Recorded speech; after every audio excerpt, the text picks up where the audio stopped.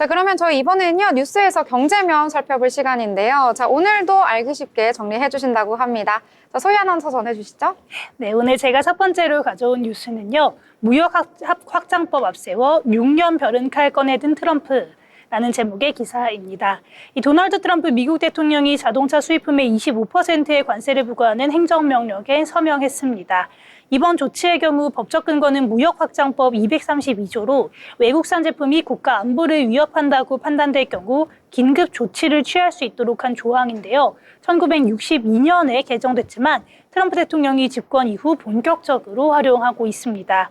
특히 이번 자동차 관세는 트럼프 대통령이 일기 때부터 추진하려고 했던 조치였는데요.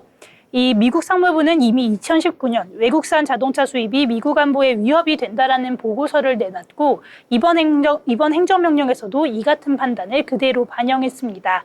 트럼프 대통령은 이번 조치로 약 연간 146조 원의 세수가 추가로 발생할 것이라고 밝혔고요. 전미 자동차 노조는 미국 자동차 산업에 긍정적이라며 환영 입장을 내놓고 있는 상황입니다. 트럼프 행정부가 6년 전부터 준비했던 자동차 관세 카드를 꺼내들면서 글로벌 통상 갈등이 다시 격화되고 있는 조짐이 보이고 있습니다. 다음 뉴스도 함께 보겠습니다.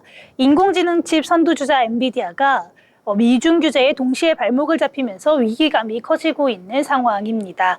중국 정부는 에너지 효율 기준을 강화하며 엔비디아가 중국 수출용으로 개발한 저사양 AI 칩 H20이 기준 조건을 충족하지 못한다고 판단을 했고요. 일부 기업은 H20 칩을 중국산 제품으로 교체하려고 하는 움직임도 보이고 있습니다. H20은 미국의 수출 규제에 대응해서 만든 제품이었는데 이번에 중국의 환경 규제에 막혀서 시장에서 밀려날 위기에 처했습니다. 여기에 미국 상무부는 엔비디아의 주요 고객사인 중국 클라우드 기업 인스퍼 계열사 6곳을 수출 통제 목록에 추가했고요. 이로 인해서 엔비디아의 중국 공급망에도 불확실성이 커지고 있는 상황입니다.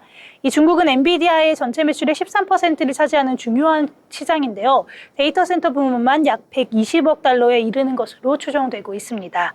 엔비디아는 칩 성능을 낮춰서 에너지 기준을 맞추는 방안도 검토 중이지만 이 경쟁력 저하 우려가 나오고 있고 중국 당국과 고위급 협의도 추진 중인 것으로 알려졌습니다. 미중의 기술 갈등 가운데서 엔비디아의 고민이 계속해서 깊어지고 있는 상황입니다. 이 세 번째 뉴스입니다. 현대차 그룹 미국서 연 120만 대 생산체제 구축, 포드 추격 본격화. 이 현대차 그룹이 미국 조지아주에 새로 짓는 전기차 전용 공장 HMGMA 준공을 계기로 미국 내 연간 120만 대 생산 체제를 완성했습니다. 전기차와 하이브리드카 연 30만 대를 생산할 수 있는 이 공장은 엘라베마와 기아 조지아 공장까지 더해서 기존 70만 대에서 50만 대가 추가될 수 있는 상황이고요. 정의선 회장은 이곳에 뿌리를 내리겠다면서 미국 시장 확대 의지를 굉장히 강조했습니다. 현대차는 이를 통해서 다음 달부터 발효되는 25%의 관세를 피하고 미국 판매 3위인 포드와의 격차를 좁혀갈 예정입니다. 작년 미국 판매량 171만 대에 30만 대 생산 물량이 더해지면 포드의 수준에 근접하는 수치라고 하고요. 이번 투자로 정몽구 명예회장이 20여 년 전 뿌린 씨앗을 정의선 회장이 전기차의 심장으로 키운 결과라고 평가하고 있습니다. 그룹 차원의 첫 통합 공장인 HMGMA는 현대차, 기아, 제네시스 모델이 함께 생산될 예정이고요. 기아는 내년부터 미국에서 인기 높은 하이브리드카 생산도 시작합니다.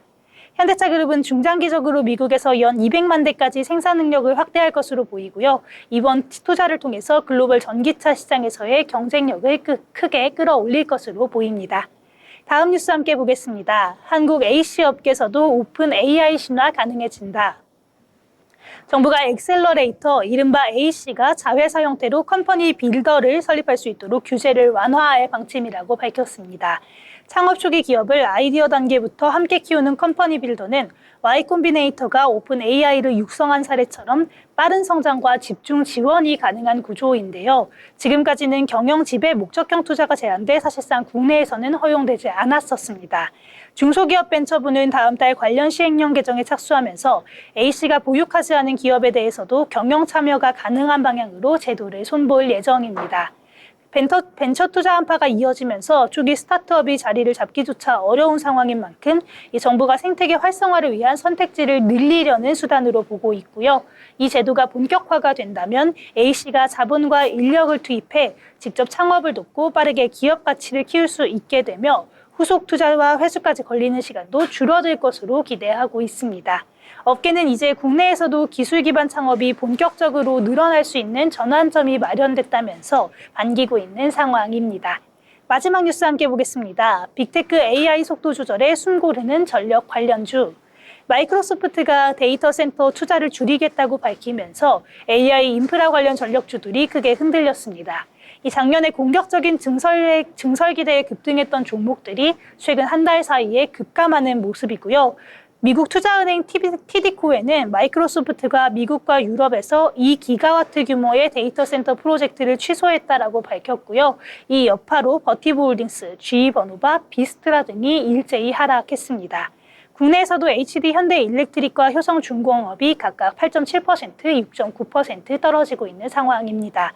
하지만 증권가에서는 이번 조정이 AI 수요의 둔화보다는 빅테크의 일시적인 속도 조절로 보고 있고요. 실제로 구글과 메타가 마이크로소프트의 공백을 메우면서 전체 데이터 센터 수요는 여전히 증가세라는 분석입니다. 결국 AI 인프라 투자 흐름 자체는 유지되고 있는 평가가 나오고 있습니다. 오늘 제가 준비한 뉴스 리포트 여기까지입니다.